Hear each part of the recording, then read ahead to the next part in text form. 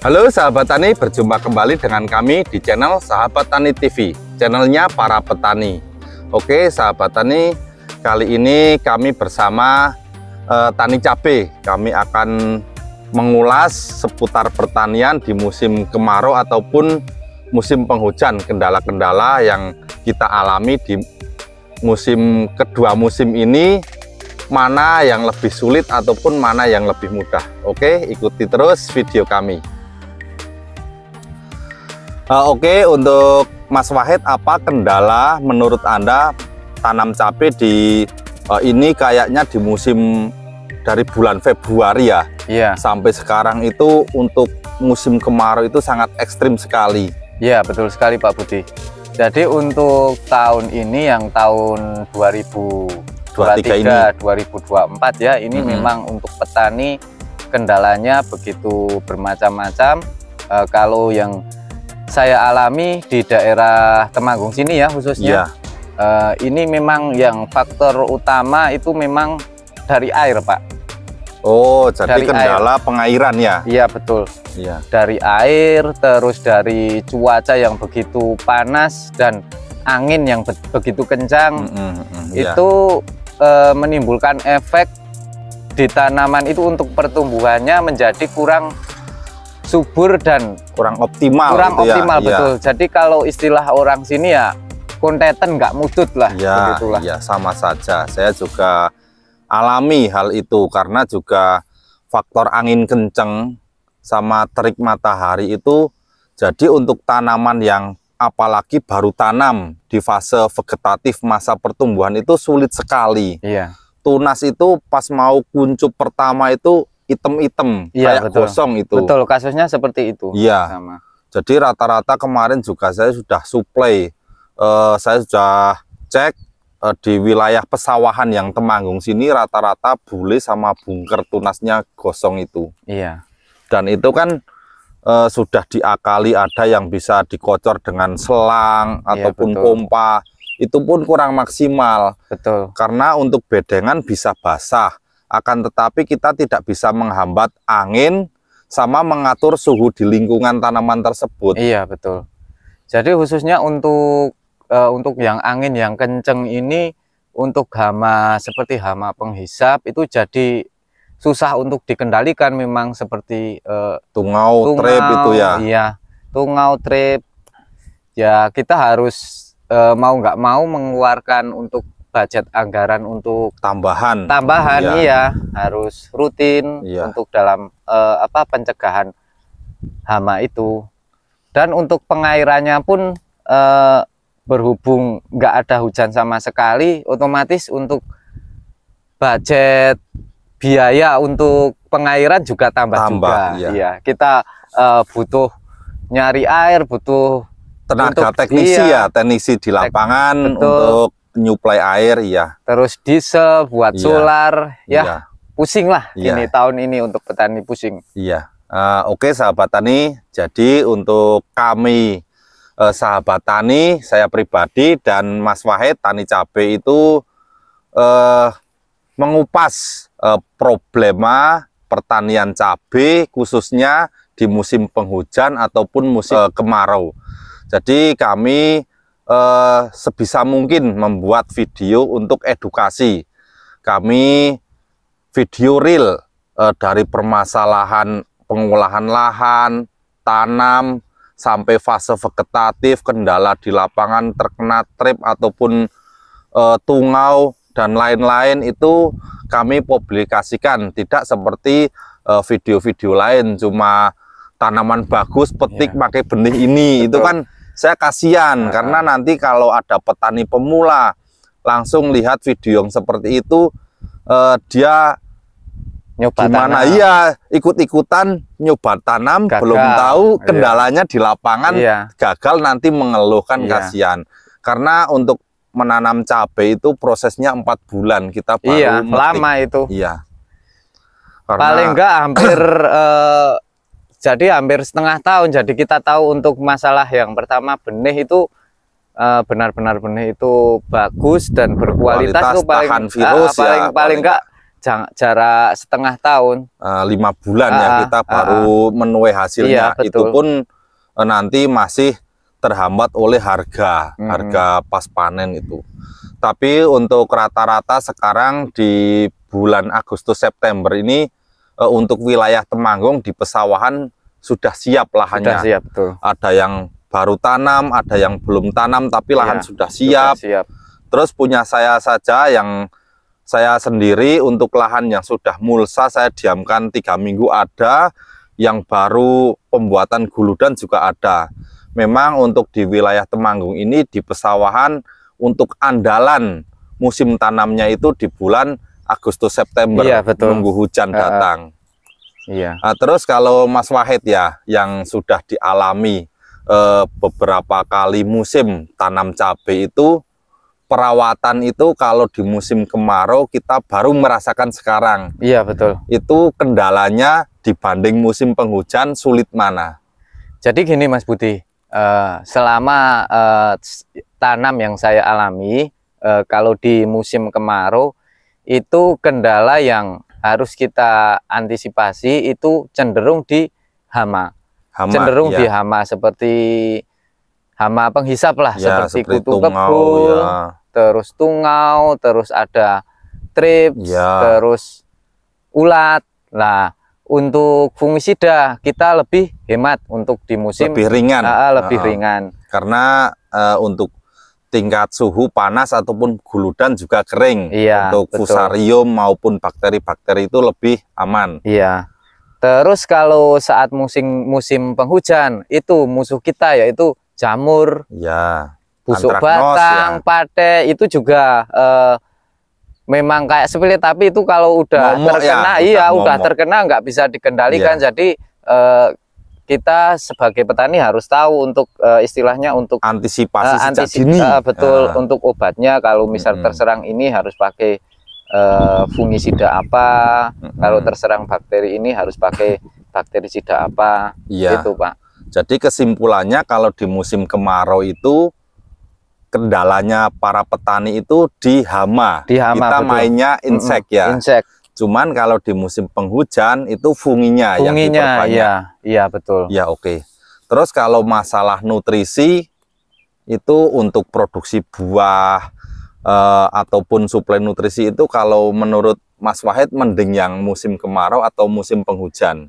Kalau prinsip saya kalau nutrisi itu baik musim kemarau ataupun musim penghujan itu pemakaian cenderung hampir sama. Soalnya kalau nutrisi kan memang itu istilahnya kebutuhan pokok dari tanaman. Jadi tidak boleh sampai telat. Kalau misal kita kepingin tanamannya maksimal, hasilnya maksimal dan panennya bisa banyak, harus nutrisinya harus tersuplai, tersuplai dengan optimal. Itu atas bawah ya. Iya betul. Nanti tinggal lihat kondisi cuaca. Misal kalau di musim hujan ya kita untuk yang nutrisi yang kandungan nitrogen tinggi ya kita kurangi biar enggak gampang terserang jamur. Tapi kebalikan kalau saat musim kemarau ini kita ngasih nutrisi yang nitrogennya agak tinggi, kita beranilah. Soalnya karena juga untuk memacu pertumbuhan tunas lagi. Betul.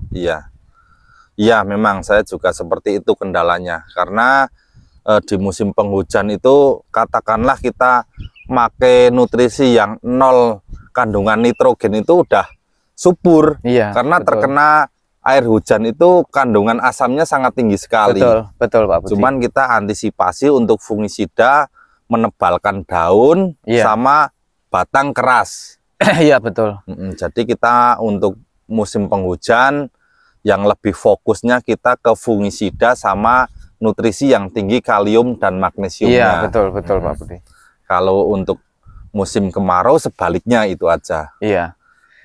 Jadi untuk tanaman ini kan masuk fase vegetatif ya. Ini fase vegetatif. Untuk nutrisinya biasa ini kita Green Top dan Proton Max ya untuk spray. Masuknya Green Top, Proton Max dan Nutrisi D. Itu nanti Untuk nutrisi D ini kita main kocor untuk ini. Oh, bisa dikocorkan main juga kocor, ya. Itu yang itu kalau di mix sama insek juga enggak masalah kan? Enggak masalah, enggak apa-apa.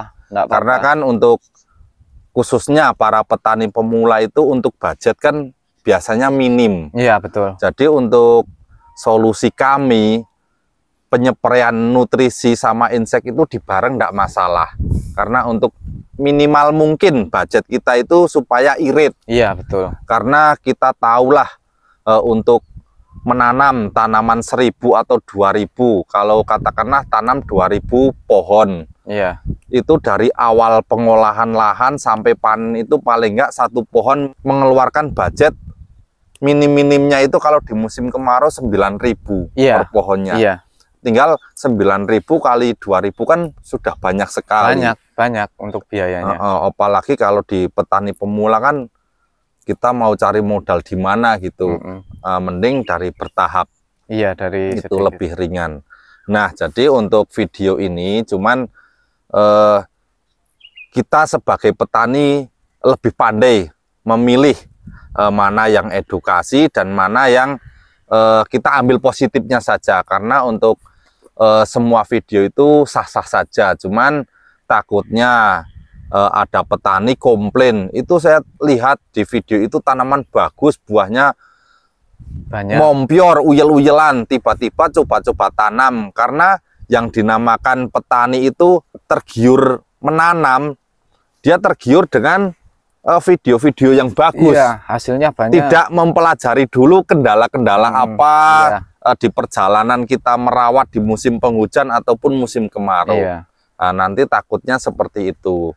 Kalau memang sahabat tani ingin menanam, pelajari dulu step-stepnya dari pengolahan lahan sampai perawatan, ataupun jika untuk sahabat tani belum paham, bisa WA ke nomor kami yang tertera di bawah ini. Nanti kami siap memandu sampai panen jika dibutuhkan.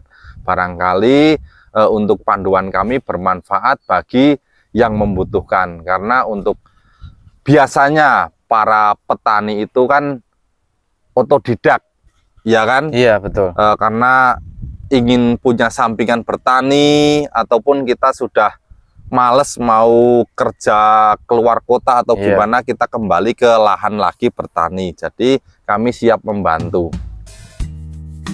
Deep in the shadows, I know it's hard to put one foot in front of the other.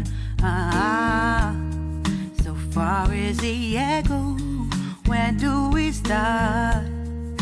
You can learn to discover a million stars.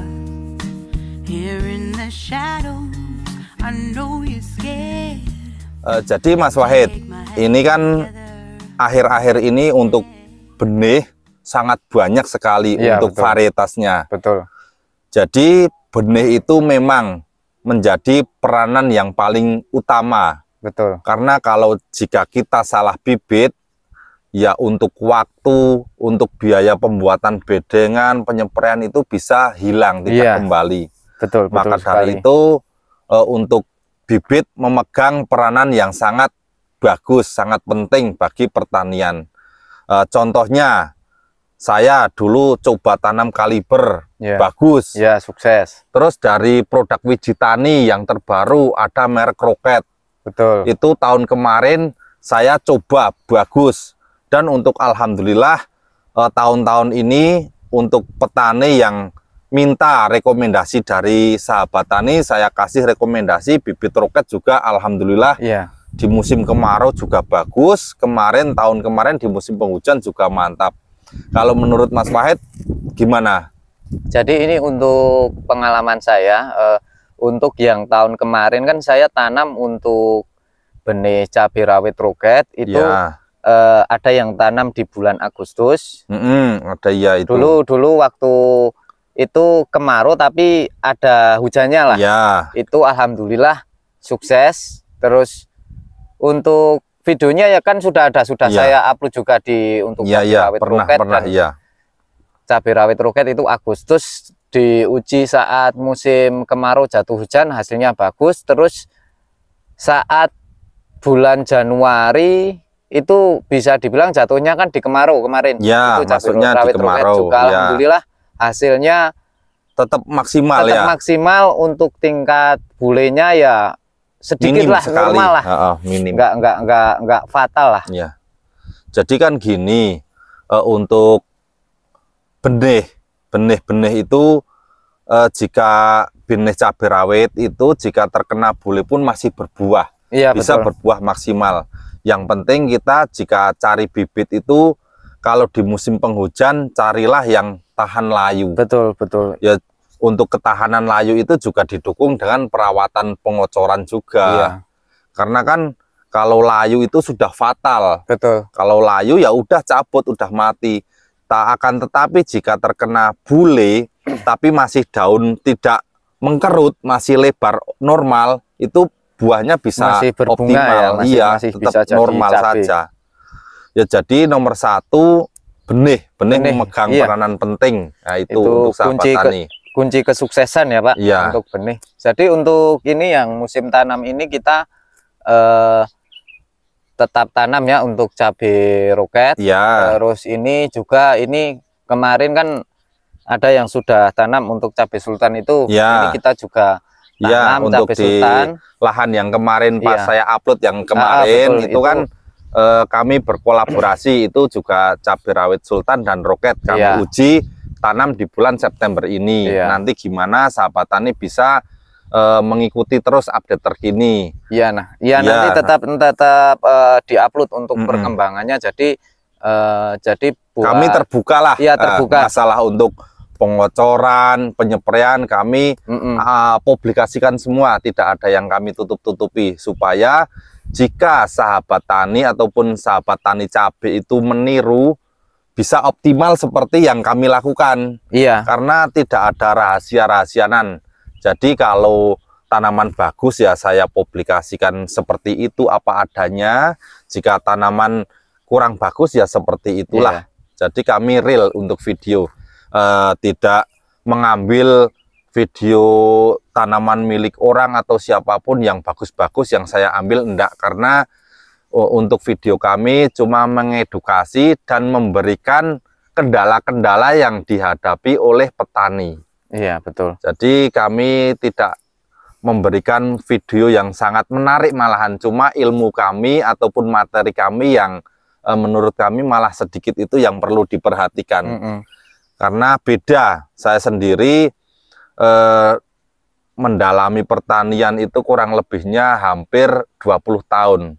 Jadi saya juga sekolah di salah satu fakultas pertanian, saya juga praktek langsung di lapangan. Karena juga beda, teori sama di lapangan itu beda sekali. Beda jauh. Karena kalau di teori, jika masuknya hama ini, kita pakai bahan aktif ini. Tapi kalau kita aplikasikan di lapangan itu belum tentu efektif.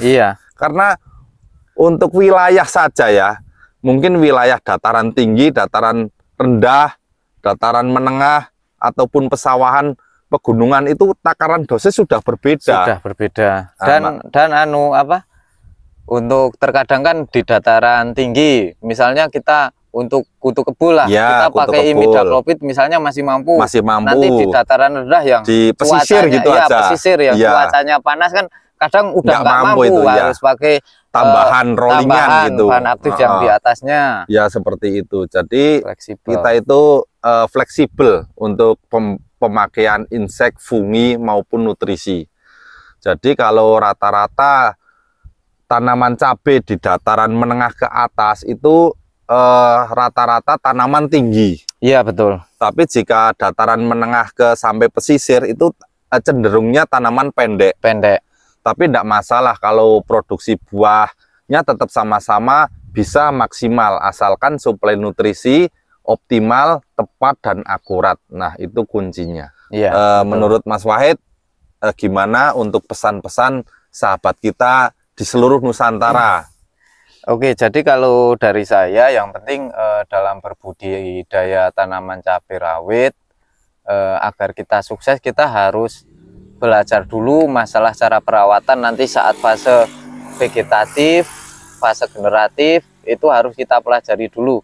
Dan Jadi kalau mau mempelajari misal dari media sosial, mending mempelajari dari satu akun saja biar nggak bingung. Soalnya nanti kalau lihat sini pakai ini, kalau lihat sini pakai nanti bingung dan jatuhnya biayanya nanti membengkak. Iya, benar-benar.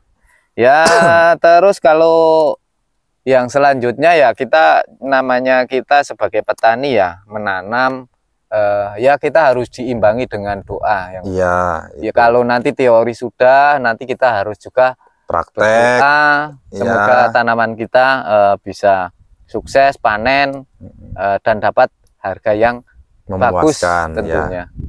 Semoga bermanfaat bagi kita semua, karena ini cuma obrolan ringan dan kita ambil positifnya saja. Yang penting kita semangat. Terus ya disertai tekad, karena kan kita menanam cabai itu enggak dikarenakan ingin membayangkan hasil yang melimpah, betul. Tapi kita pelajari di mana kendala-kendala dari awal tanam sampai panen. Itu kan betul. Yang paling penting itu kita ambil ilmunya. Ya oke, sahabat tani, terima kasih sudah menyimak video kami dari awal sampai akhir. Semoga video kami bermanfaat. Salam petani Indonesia, sukses selalu. Terima kasih untuk Mas Tani Cabai. Sama-sama.